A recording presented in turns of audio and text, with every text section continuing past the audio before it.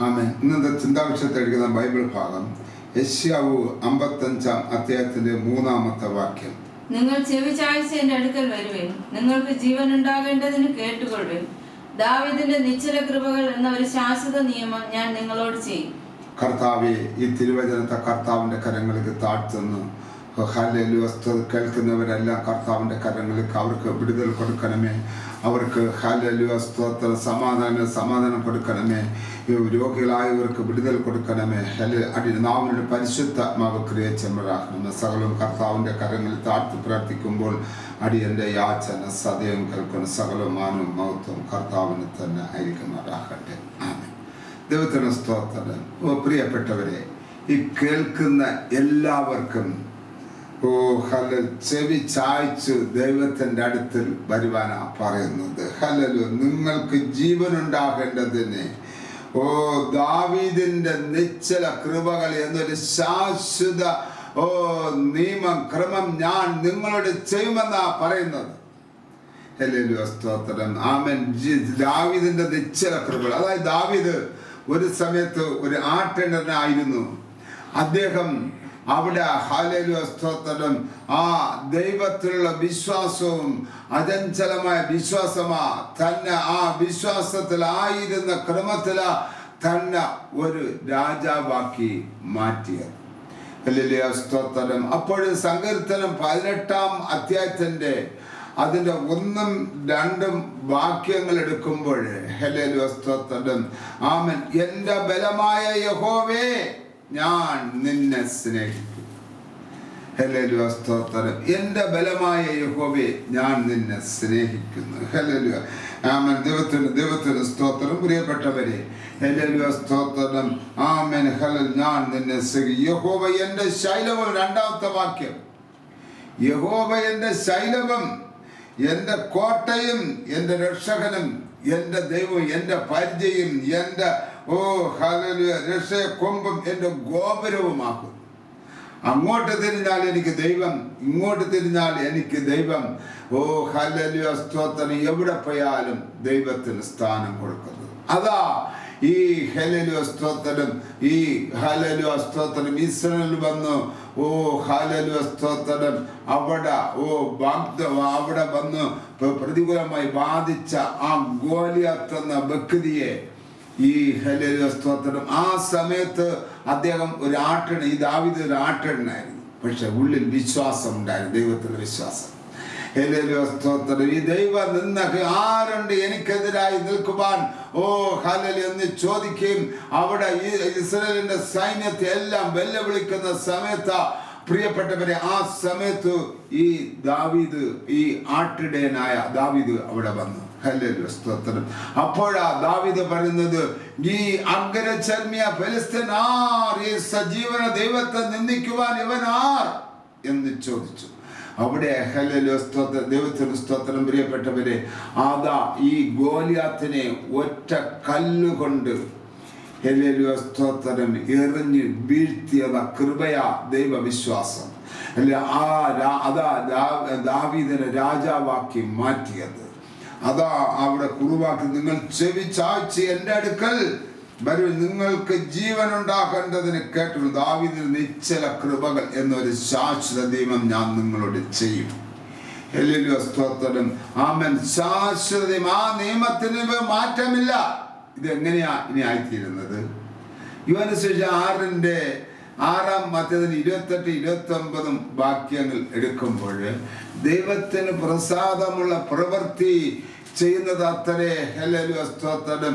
അവിടെ അവർ ദൈവത്തിന് പ്രസാദമുള്ള പ്രവൃത്തി എന്താണെന്ന് ചോദിക്കുമ്പോൾ കർത്താവ് പിതാവായ ദൈവം അയച്ച പുത്രനെ വിശ്വസിക്കുക അത്രേ. അതാ പ്രസാദമുള്ള.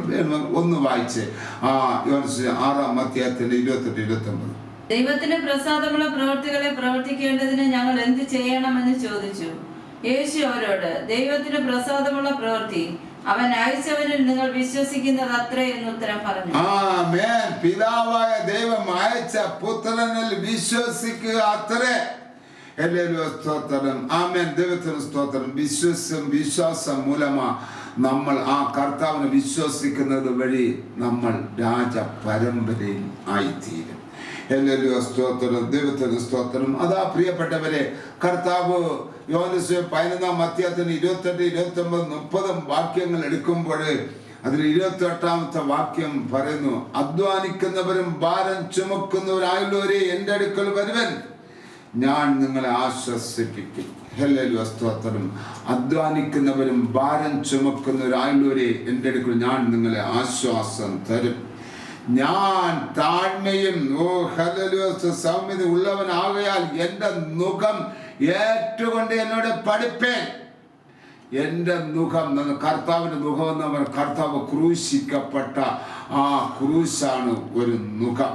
ഹല്ലേലൂയ, സ്തോത്രം. സാധാരണ ഒരു പിശാചിട്ടിരിക്കുന്ന ഒരു മുഖമുണ്ട്, അത് ദൈവഹിതത്തിന് വിപരീതമായി പോകുന്ന മുഖം. എന്നാൽ ക്രൂശ് ആകുന്ന മുഖത്തിൽ നമ്മൾ വരുമ്പോൾ പ്രിയപ്പെട്ടവരെ, ഹല്ലേലൂയ, സ്തോത്രം, ആമേൻ, ദൈവത്തിന് സ്തോത്രം, ആ മുഖം ഏറ്റെടുക്കുമ്പോൾ നമ്മൾ രാജ പരമ്പരയുടെ വിശ്വാസത്തിൽ ആയിത്തീരും. ഹല്ലേലൂയ, സ്തോത്രം. ആ മുഖം ഏറ്റെടുത്തുകൊണ്ട് എന്നോട് പഠിപ്പിൻ, എന്നാൽ നിങ്ങളുടെ ആത്മാക്കൾക്ക് എന്ത് കിട്ടുമെന്നാ പറയുന്നത്? ആശ്വാസം കിട്ടും. ഹല്ലേലൂയ, സ്തോത്രം. നമ്മുടെ ആത്മാക്കൾക്ക് ആത്മാവിനെ ആശ്വാസം കിട്ടിയാൽ പ്രിയപ്പെട്ടവരെ, ഹല്ലേലൂയ, നമ്മൾ ചെയ്യാത്ത കാര്യം കർത്താവിൽ എല്ലാം ചെയ്യും. കർത്താവാണ് എനിക്കെല്ലാം എൻ്റെ കൂടെ കൊണ്ടുവന്ന് വിശ്വസിക്കും. പ്രിയപ്പെട്ടവരെ, ഹല്ലേലൂയ, സ്തോത്രം, നമ്മൾക്ക് ചിലത് ചെയ്യാൻ സാധിക്കും. ഹല്ലേലൂയ. ആ മുഖം, പിശാചിന്റെ മുഖം, കർത്താവിന്റെ മുഖം ഏറ്റെടുക്കുമ്പോൾ പിശാചിന്റെ മുഖം എന്നിൽ നിന്നും വിട്ട് മാറും. ഹല്ലേലൂയ, സ്തോത്രം, ആമേൻ. അതാ യെശയ്യാവ് 10-ാം അധ്യായത്തിൽ 27-ാമത്തെ വാക്യം എടുക്കുമ്പോൾ, അന്നാളിൽ അവന്റെ ചുമട് നിന്റെ തോളിൽ നിന്നും നീങ്ങും, അവന്റെ മുഖം നിന്റെ കഴുത്തിൽ നിന്നും നീങ്ങും. പുഷ്ടി നിമിത്തം മുഖം തകർന്നു. ക്രൂശിന്റെ പുഷ്ടി നിമിത്തം മുഖം. എന്നാൽ അവന്റെ ചുമടെന്ന്, പിശാചിന്റെ ചുമട് എൻ്റെ തോളിൽ നിന്ന് നീങ്ങും, അവൻ്റെ മുഖം എൻ്റെ കഴുത്തിൽ നിന്ന് നീങ്ങുന്നു. പിശാചിരിക്കുന്ന ഒരു മുഖമുണ്ട്. ആ മുഖം കർത്താവിൻ്റെ ക്രൂശിൽ വിശ്വസിക്കുന്നത് വഴി എന്നിൽ നിന്ന് വിട്ടുമാറും. അവൻ്റെ ആ ക്രൂശിന്റെ പുഷ്ടി നിമിത്തം മുഖം തകർന്നു പോകും. ഹല്ലേലൂയ, സ്തോത്രം. സന്തോഷം കൊണ്ട് നമ്മുടെ ഉള്ളങ്ങൾ നിറയും. ഹല്ലേലൂയ, സ്തോത്രം. ദൈവത്തിന് സ്തോത്രം. പ്രിയപ്പെട്ടവരെ, ഹല്ലേലൂയ, സ്തോത്രം. റോമർ 3-ാം അധ്യായത്തിന്റെ 25-ാമത്തെ വാക്യം എടുക്കും. വിശ്വസിക്കുന്നവർക്ക് അവൻ തന്റെ രക്തം മൂലം പ്രായശ്ചിത്തമാകുവാൻ ദൈവം അവനെ, കർത്താവിനെ പരസ്യമായി നിർത്തിയിരിക്കുന്നു. മുൻകഴിഞ്ഞ പാപങ്ങളെ കണക്കെടുക്കാതെ ശിക്ഷ വിടുക നിമിത്തം ദൈവത്തിന്റെ നീതിയെ പ്രദർശിപ്പാൻ തന്നെ കർത്താവിനെ അങ്ങനെ പിതാവായ ദൈവം ചെയ്തത്. ഹല്ലേലൂയ, സ്തോത്രം. എന്നിട്ട് ഹല്ലേലൂയ പറയുന്നു, അതിന്റെ 23-ന്റെ റോമർ 3-ാം അധ്യായത്തിന്റെ അതിന് 27-ഉം 28 എടുക്കുമ്പോൾ, ഏതു മാർഗത്താൽ നമ്മൾ ഹല്ലേലൂയ, സ്തോത്രം, ഈ രക്ഷ കിട്ടിയത്? ഹല്ലേലൂയ, വിശ്വാസമാർഗത്താൽ എന്ന് പറയും. അതിന് വായിച്ചേ 27, 28. ആകയാൽ പ്രശംസ എവിടെ? അത് പോയി. ഏത് മാർഗത്താൽ? കർമ്മമാർഗത്താലോ? അല്ല, വിശ്വാസമാർഗത്താൽ അത്രേ. ആമേൻ. കർമ്മമാർഗത്താൽ അല്ല, വിശ്വാസമാർഗ, കർത്താവിലുള്ള വിശ്വാസമാർഗത്താൽ ആകുന്ന ഈ രക്ഷ എന്ന ഇത് നമുക്ക് അത് കിട്ടിയത്. ഹല്ലേലൂയ. വിശ്വാസം, കർത്താവിനെ വിശ്വസിക്കുന്നത് വഴി ആ ക്രൂശിലെ ക്രൂശെന്ന മുഖം ഞാൻ ഏറ്റെടുക്കുന്നത് വഴി ഒരു പോരുകളോ പോരാട്ടങ്ങളോ എന്നിന്മേൽ നിലകൊള്ളുകയില്ല. ഹല്ലേലൂയ, സ്തോത്രം. പ്രിയപ്പെട്ടവരെ, ഹല്ലേലൂയ, സ്തോത്രം. ഇവിടെ എഫേസ്യർ 1-ാം അധ്യായം എടുക്കുമ്പോൾ സ്വർഗത്തിലെ സകല ആത്മീയ അനുഗ്രഹങ്ങളാലും നമ്മളെ നിറച്ചിരിക്കുന്ന കർത്താവ് യേശു ക്രിസ്തുവിന്റെ ദൈവം പിതാവുമായവൻ വാഴ്ത്തപ്പെട്ടവൻ എന്ന് പറയുന്നു. അവിടെ അടുത്ത 4, 5, 6 വാക്യങ്ങൾ എടുത്ത് വായിച്ച്, നാം തന്റെ സന്നിധിയിൽ വിശുദ്ധരും നിഷ്കളങ്കരും ആകേണ്ടതിന് അവൻ ലോകസ്ഥാപനത്തിനു മുമ്പേ നമ്മെ അവന് തിരഞ്ഞെടുക്കുകയും തിരുഹിതത്തിന്റെ പ്രസാദപ്രകാരം യേശുക്രിസ്തു മുഖാന്തരം നമ്മെ ദത്തെടുക്കേണ്ടതിന് അവൻ പ്രിയനായവനിൽ നമുക്ക് സൗജന്യമായി നൽകിയ തന്റെ കൃപാമഹത്വത്തിന്റെ പുകഴ്ചയ്ക്കായി സ്നേഹത്തിൽ നമ്മെ മുൻ നിയമിക്കുകയും ചെയ്തുവല്ലോ. നാം തന്റെ വിശുദ്ധരാകുക. പറ്റിച്ചേരുക. വിശ്വാസ സ്നാനം വഴി കർത്താവിൽ പറ്റിച്ചേരുക. താൻ തന്നെ വിശുദ്ധനും നിഷ്കളങ്കരാകുമെന്ന് കർത്താവ് കവിഞ്ഞു. എനിക്കൊരു വേറെ ഒരു ക്രമമില്ല. അങ്ങനെ ആയി തീരുമ്പോൾ ലോകസ്ഥാപനത്തിനു മുമ്പേ നമ്മെ കർത്താവിൽ തിരഞ്ഞെടുത്തതാകയാൽ നമ്മ ഈ ലോകത്തിൽ കർത്താവ് ക്രൂശിക്കപ്പെട്ടത് കാരണം നമ്മളെ ക്രൂശിൽ കർത്താവ് നമ്മളെ ദത്തെടുത്തു. ദത്തെടുത്തു. നാം തന്റെ തന്നെ വിശുദ്ധരും നിഷ്കളങ്കരായി കൊടുക്കണം. തിരുഹിതത്തിന്റെ പ്രസാദ പ്രകാരം യേശുക്രിസ്തു മുഖം ദത്തെടുത്തതാകയാൽ പിന്നെ നമ്മൾ സൗജന്യമായി നൽകിയതാ. ഇത് വിശ്വസിക്കുമ്പോൾ കർത്താവ് എനിക്ക് മതിയായ ദൈവമാണെന്ന് പറഞ്ഞ് വിശ്വസിക്കുമ്പോൾ പ്രിയപ്പെട്ടവരെ നമ്മൾ ദത്തെടുത്തു കഴിഞ്ഞു. കർത്താവ് ദത്തെടുത്തു കഴിഞ്ഞു. അപ്പോഴാ നമ്മൾ രാജ പരമ്പരയിൽ നിൽക്കുക. അതാ അവിടെ പറയുന്ന കുറുവാക്യത്തിൽ വായിച്ചത് എങ്ങനെയാ? ദാവീദിന്റെ നിശ്ചല കൃപകൾ എന്നൊരു ശാശ്വത നിയമം ഞാൻ നിങ്ങളോട് ചെയ്യുമെന്ന്. കർത്താവ് വിശ്വസിക്കുന്നത് വഴി ക്രൂശിൽ വിശ്വസിക്കുന്ന ക്രൂശിൽ എനിക്ക് എല്ലാം ചെയ്തു കഴിഞ്ഞ് വിശ്വസിക്കുന്നത് വഴി അവന്റെ വരവെങ്കിൽ അവൻ സഭ കർത്താവിന്റെ സഭ വെളിപ്പെടുമ്പോൾ മണവാട്ടി സഭ വെളിപ്പെടുമ്പോൾ അവൻ മണവാളനായിരിക്കുമ്പോൾ പ്രിയപ്പെട്ടവരെ സ്തോത്രം നമ്മൾ അവനോടുകൂടി എടുക്കപ്പെട്ടവർ. അപ്പോൾ രാജ പരമ്പരയിൽ നമ്മൾ തീരും.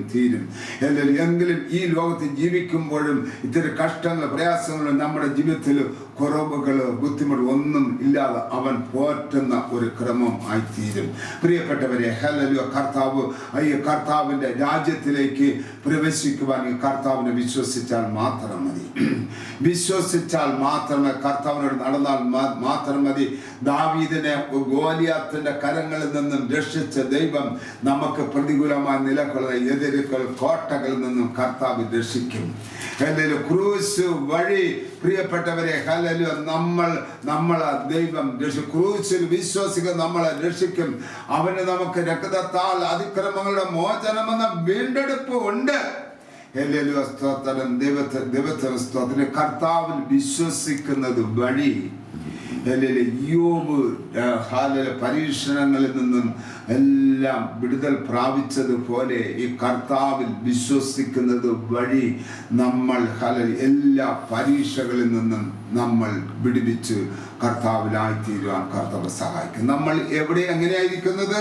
ദാവീദ് കർത്താവിൽ വിശ്വസിക്കുന്നത് ദാവീദിൽ നിശ്ചല കൃപകൾ എന്ന ശാശ്വത രാജ പരമ്പര എന്ന ശാശ്വത നിയമത്തിലാണ് നമ്മളായി തീരുന്നത്. അവരിൽ രോഗബന്ധനങ്ങൾ അടുക്കയില്ല, പ്രതികൂലങ്ങൾ വരികയില്ല, പോരാട്ടങ്ങൾ അടുക്കയില്ല. ക്രൂശ് എന്ന മുഖം നാം ഏറ്റെടുത്ത കാരണം രക്തം, എനിക്ക് കർത്താവിന്റെ രക്തം, അവന് നമുക്ക് അതിക്രമങ്ങളുടെ മോചനമെന്ന വീണ്ടെടുപ്പുള്ളത് കൊണ്ട് കർത്താവ് നമ്മൾ കർത്താവിന്റെ രാജ പരമ്പരയിൽ നമ്മളായിത്തീരും. ഈ തിരുവചനത്താൽ കർത്താവ് നമ്മളെ അനുഗ്രഹിക്കട്ടെ. കർത്താവെ കേട്ടവരെല്ലാം കർത്താവ് അനുഗ്രഹിക്കണമേ. പരിശുദ്ധാത്മാവിന്റെ സാമീപ്യം കൊണ്ട് എല്ലാവരും പുതിയ മതാക്കണമേ. രോഗികളായവർക്ക് വിടുതൽ കൊടുക്കണമേ, ആശ്വാസം കൊടുക്കണമേ. കൃപയാൽ തന്നെ കർത്താവെ സകലം കർത്താവിന്റെ കരങ്ങൾ താഴ്ത്തി പ്രാർത്ഥിക്കുമ്പോൾ അടിയന്റെ യാചന സദയം കേൾക്കുന്ന സകലം മാനവും മഹത്വം കർത്താവിന് തന്നെ ആയിരിക്കും. അതാകട്ടെ.